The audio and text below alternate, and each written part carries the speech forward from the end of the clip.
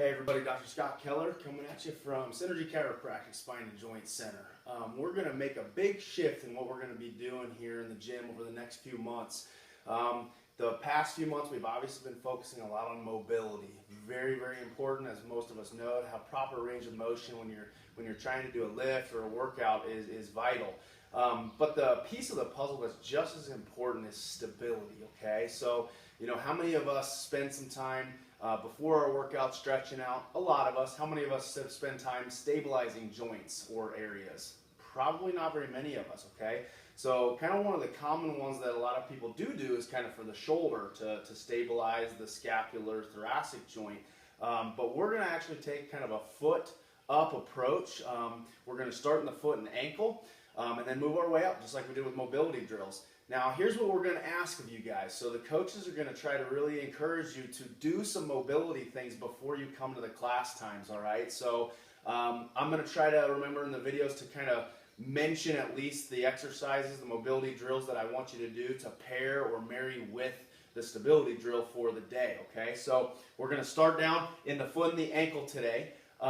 Stabilizing the foot and the ankle, I mean, I cannot tell you how important that is. Basically, the ligaments and the structures, the musculature around the foot and the ankle are so important in what we call proprioceptive or mechanical feedback to the rest of the body. If things start breaking down in the feet and the ankles, you're going to have effects all the way up. We often see knees and hips compromised, but obviously up the kinematic chain, things are going to go wrong. So it's very important to have proper stability and function in the foot and the ankle. One quick example is, proper balance and coordination in the foot and the ankle. There's so much feedback there, and it even ties into kind of our sense of sight. So one example is, if I stand on one foot here and I can balance pretty well when my eyes are open, but guess what? The second I close my eyes, you feel how that gets a little bit more wobbly, and I really have to depend on that feel in my foot and my ankle joints, sending that feedback to my brain because I can't depend on my sight. Okay, so we're not working out with our eyes closed, but it just kind of gives the example of how important that movement and that function and stability is in our foot and our ankles. So first and foremost, start off with some mobility in your calf, okay? So multiple things you can do. You can use the foam roller on the calf, the gastroc, the soleus. You can use that barbell to kind of roll out and release some of that tension in there.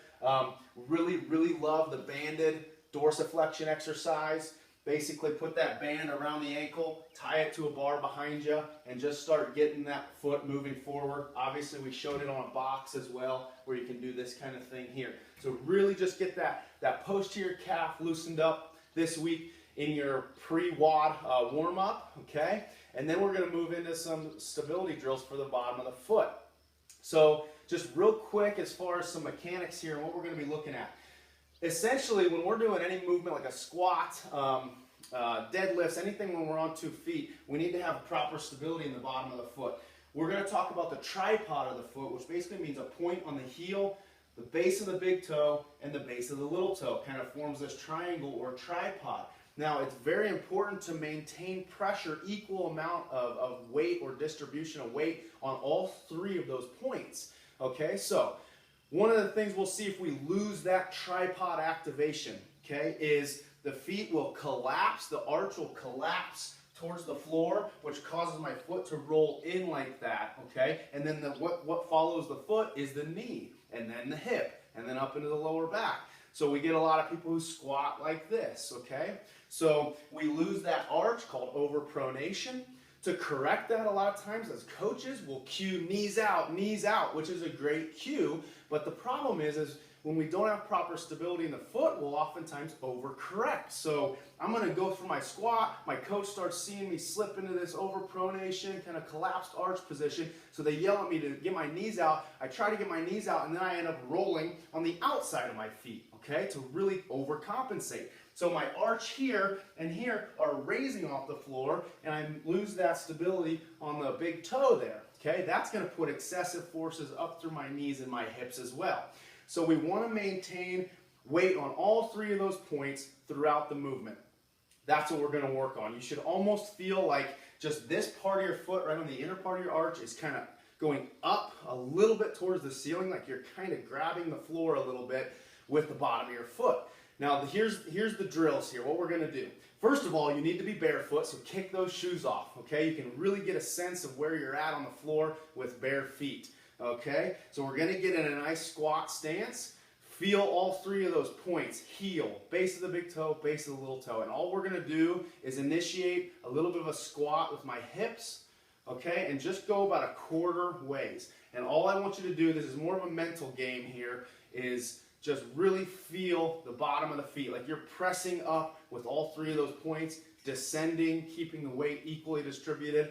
Do 10 repetitions of that, okay? So from the side, once again, proper squat is hip hinge, so push my butt back, not just dipping with my knees, okay, but really feeling the bottom of the feet, okay? So 10 repetitions of that. Then we're going to move on to a little bit more of a challenge. We're going to get on one foot, okay? So first thing, make sure the weight's equally distributed there.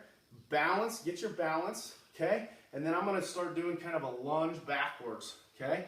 So I'm just going to, once again, go about a quarter ways back. I'm going to feel all three of those points on my foot and just work on my balance and coordination as I kind of lunge backwards a little bit. I'm going to do 10 reps on that side. Switch, find those points, set your foot, and then start working on the other side. Okay? If you're feeling like your ankles are collapsing and your knees are collapsing, obviously you need to work on this stuff, okay? So you can start with just the two-footed stuff if that's where you need to stay. Okay, so we're going to do 10 reps of that lunge.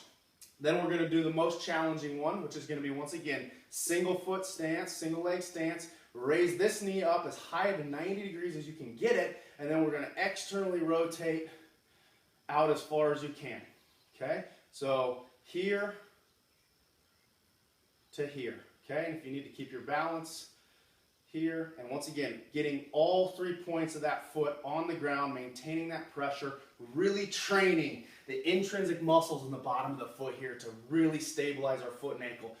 If you can get this nailed down, you will notice a change in your knees and your hips and possibly even your power output in some of these lifts. So I think that's it for today. 10 repetitions of each one of those. So to reiterate, coaches, 10 quarter squats, 10 single leg quarter lunges, okay, and then we're going to go 10 external rotations on each foot. It's a great way to get your feet warmed up before an exercise. If you have questions, scott@synergylincoln.com. Shoot me an email, stop me in the gym anytime. Be glad to help you out. So good luck with this one. Next week we'll work our way out.